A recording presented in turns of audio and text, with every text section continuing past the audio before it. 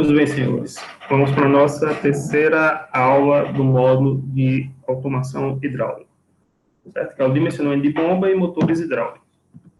Então, o objetivo geral é apresentar e dimensionar as bombas e motores hidráulicos, lembrando que essa aula a gente vai focar mais a parte teórica, dos quais os exercícios a gente vai estar elaborando uma outra aula para que a gente possa falar da aplicação prática dessa aula teórica aqui, dos quais conteúdos são bombas, definições de tipos, dimensionamento de bombas e dimensionamento de motores hidráulicos, certo? Essa aula aqui a gente vai utilizar a bibliografia principal, o professor engenheiro Fialho, certo? Lembrando que ela representa o capítulo 3, certo? Desse livro aqui. Então, é importante, reforço a vocês que a pedagogia que eu estou utilizando, ela só vai surtir um efeito maior se vocês aliarem o estudo dessa videoaula com a leitura do livro, certo? Então, é necessário que vocês façam isso para ter um maior aproveitamento do que a gente vai estar falando aqui. Então, as bombas, elas são máquinas geratrizes cuja finalidade consiste no deslocamento de fluidos por escoamento. As máquinas transformam o trabalho mecânico garantido pelo motor em energia potencial de pressão e energia cinética de deslocamento.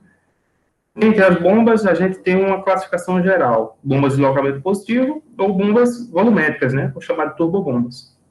As bombas de deslocamento positivo, elas se caracterizam como uma classe de bombas cuja função da transformação do trabalho em energia hidráulica compete de um sistema de impulsão de fluidos por meio de dispositivo de propulsão de tipos alternativos ou rotativos de forma contínua ou intermitente.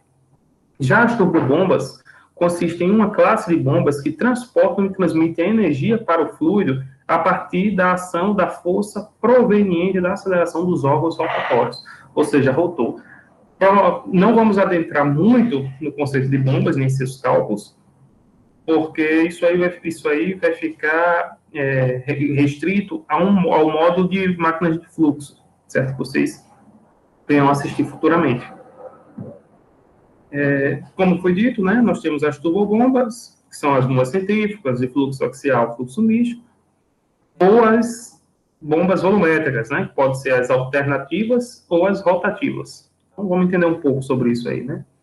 Então, dentre as principais características das bombas volumétricas, nós temos a vazão e a pressão do fluido bombeado sofrem pequenas variações quando a rotação é constante. A vazão do fluido depende da pressão de descarga e fornecem vazões quase constantes, certo? Quase constantes. Operam em faixas moderadas de pressão.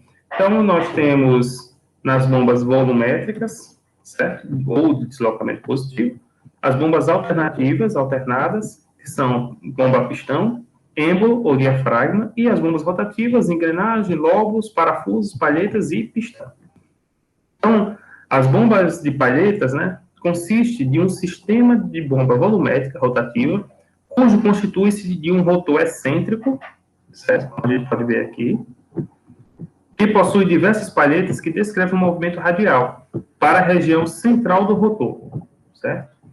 Que, conforme seu movimento circular transporta o fluido da tubulação de entrada para a tubulação de descarga, como a gente pode ver nesse GIF aqui. A bomba rotativa de pistão, esse tipo de bomba se caracteriza com um modelo de bomba rotativa que consiste em um rotor excêntrico munido de vários cilindros de admissão, onde nele contém pistões com que a entrada do fluido há uma compressão do sistema e quando, após o giro, encontrado a cavidade de descarga, o pistão efetuará a força de reação impelindo o fluido para a tubulação de descarga. Esse dispositivo é provido de um sistema externo de molas, onde este auxiliará na propulsão do pistão por meio de um sincronismo. Então, como a gente não está aqui falando de bombas, deixo aí a vocês a procura de alguns vídeos no YouTube mostrando, né, como é o funcionamento dessa bomba rotativa de pistão. Caso vocês não estão sentindo a dificuldade de entender pelo que foi dito, né, infelizmente eu não posso dar a atenção devida a esse componente, já que a gente está estudando aqui a automação hidráulica. Bombas de parafuso. Configura-se na modalidade de bomba rotativa, no qual se caracteriza pelo uso de um ou mais parafusos helicoidais, em que seu movimento circular gera o transporte longitudinal do fluido, por meio dos filetes e o passo de dentro de formato helicoidal, ideais para transportes de fluidos mais viscosos.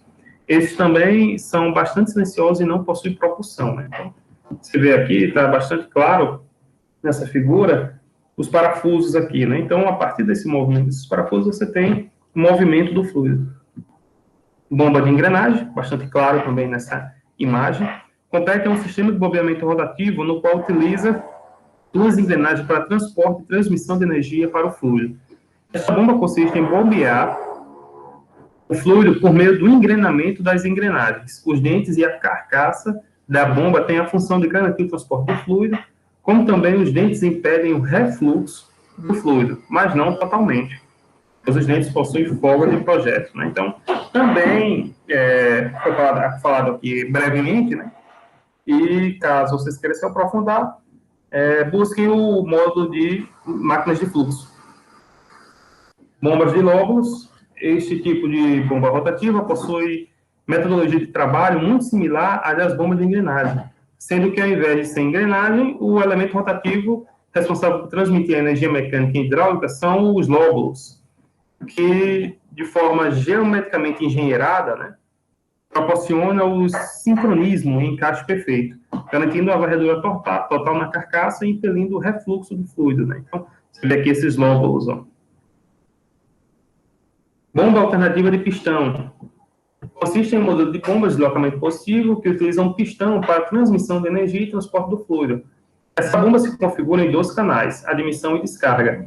Um cilindro e um pistão que, ao se encontrar na região mais distante dos canais, cria uma pressão negativa, onde ocorre a abertura da válvula de admissão e sucção do fluido. E quando deslocado para o próximo dos canais, empurra o fluido presente no cilindro, abrindo a válvula de descarga e esvaziando o cilindro repleto de fluido, né? Então, esse também é uma bomba bastante utilizada, principalmente antigamente, né?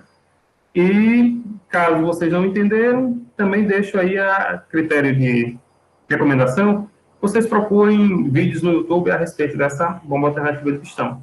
Tem bastantes vídeos lá e são bastante didáticos, né? Bomba alternativa de diafragma. Consiste em uma bomba volumétrica cuja atuação se dá a partir do movimento do diafragma.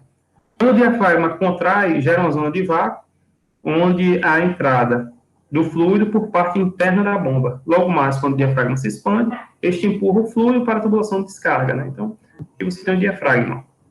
Esse movimento aqui é quem vai garantir a geração de pressão positiva e negativa, né? Para que haja movimentação. Bomba alternativa de êmbolo. É uma bomba de deslocamento positivo que utiliza um êmbolo para a transmissão de energia e transporte do fluido.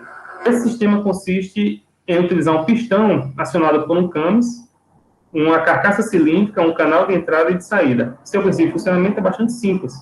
Quando o pistão se encontra na região mais distante dos canais, há a presença de vácuo no cilindro, em que, graças a essa presença, ocorre a abertura da válvula de entrada e a sucção do fluido. Logo mais, com a ação dos camis, o pistão se movimenta, se aproxima dos canais, onde ocorre a obstrução da válvula de entrada e a abertura da válvula de descarga, onde a ação do êmbolo empurra o fluido para a tubulação de descarga. Bastante claro também, né? Isso é bastante intuitivo pelo fato de muitos dos senhores já terem ideia de como funciona o motor a combustão interna. Bombas dinâmicas, né? Então, vamos entrar agora aí de fluxo axial.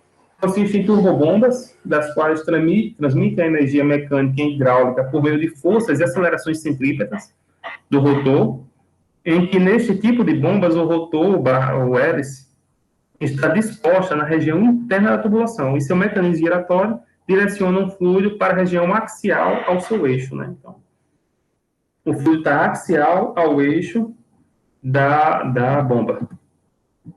As bombas de fluxo misto, ela consiste em um modelo de turbobomba que combina transporte e transmissão de energia do fluido de forma tanto axial como radial, por meio da aerodinâmica das pás e rotores, né? Então, você vê aqui. Então, as bombas centrífugas, que são as mais utilizadas, caracterizado pelo seu grande uso na indústria. As bombas centrífugas são turbobombas que transmitem energia mecânica, energia que transforma, né, em energia hidráulica por meio da força desenvolvida na massa líquida de um rotor. Essas bombas podem operar com altas vazões, pressões moderadas e fluxo contínuo, e se divide a partir do seu tipo de rotor, né, em radiais ou Francis. As bombas centrífugas radiais se caracterizam pela transmissão da energia mecânica e hidráulica graças à força centrífuga, originadas da rotação do impelidor. Já as Francis possuem um impelidor com palhetas e curvaturas em 2 planos. Então, aqui nós temos a bomba centrífuga, certo? Tanto uma vista lateral quanto uma vista frontal. Quanto aos componentes que integram as bombas centrífugas, a gente pode dividir em 3, né? Os estacionários, rotativos e auxiliares. Para os dispositivos estacionários, temos a carcaça, certo? Ou involuta, nesse caso aqui, ó. Os bocais, certo? De sucção, que é esse aqui. A câmara de vedação, a caixa de enchimento, certo? A descarga também. Nos componentes rotativos, nós temos o impulsor, certo? Que é o próprio rotor e o eixo. E para os dispositivos auxiliares, nós temos aqui o sistema de refrigeração, os mancais, os sistemas de lubrificação, os suspiros, os drenos, certo? A gente pode ser visto aqui nessa imagem lateral da bomba, esse corte lateral. E para o dimensionamento da bomba, das bombas hidráulicas, né, é necessário que, após o término do dimensionamento dos autuadores, então, é necessário você dimensionar primeiro os autuadores, e verificar a vazão induzida. Então, você tem que saber qual é a pressão e a vazão que o atuador precisa. Devemos tomar como referência para a vazão da bomba a maior vazão induzida calculada. Então, a gente sempre pega a maior vazão induzida, né, que normalmente é a vazão induzida de retorno. Nesse caso, assume-se que a vazão induzida de retorno tem que ser maior do que a vazão da bomba, que tem que ser maior do que a vazão induzida de avanço. Não podemos esquecer a questão da pressão da bomba.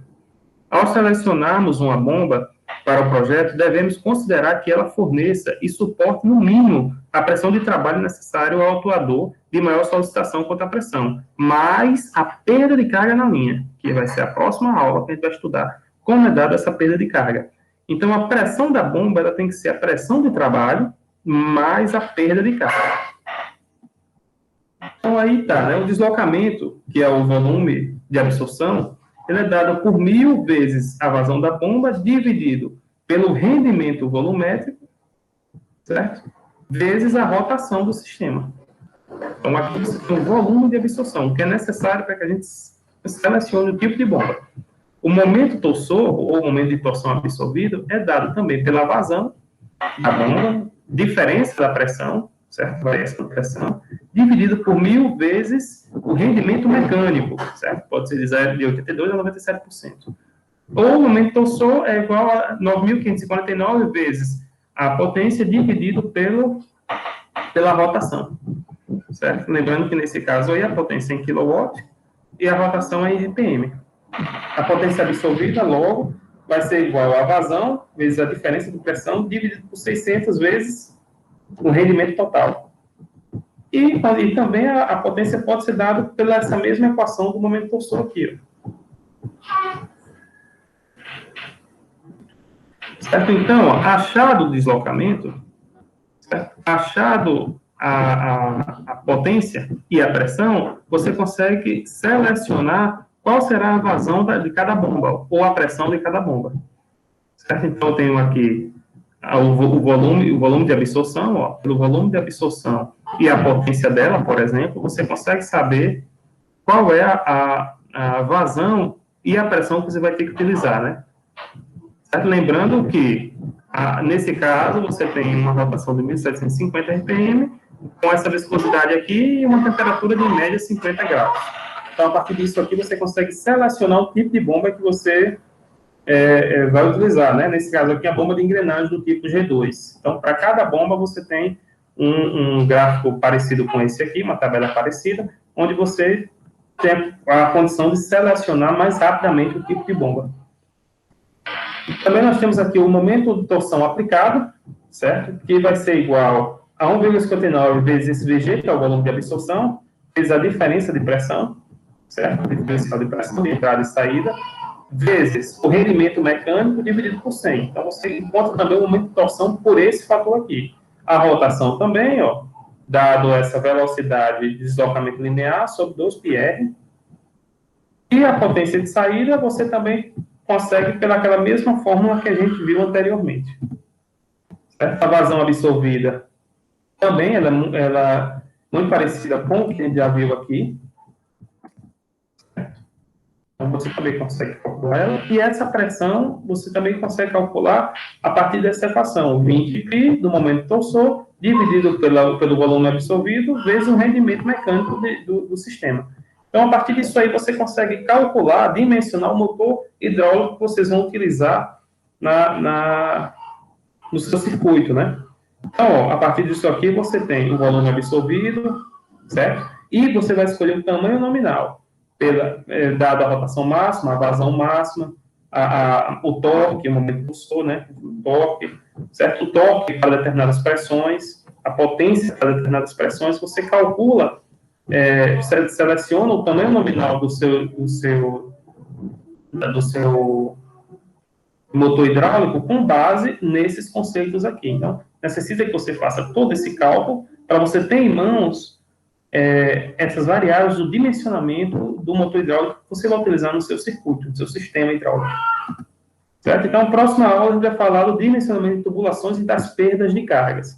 Então, já foi frisado aqui o dimensionamento dos atuadores, o dimensionamento dos motores, né? Então, a gente vai para o dimensionamento das tubulações na próxima aula. Certo, pessoal? Lembrando que os exercícios e a parte prática que a gente vai fazer, as práticas de projeto, né, os exercícios, a gente vai fazer em outras aulas que eu achei por mais viável, né, fazer esses exercícios nas próximas aulas, porque senão fica vídeos muito longos, né, para que a gente possa organizar melhor esse nosso procedimento didático. Certo? Então, até a próxima aula.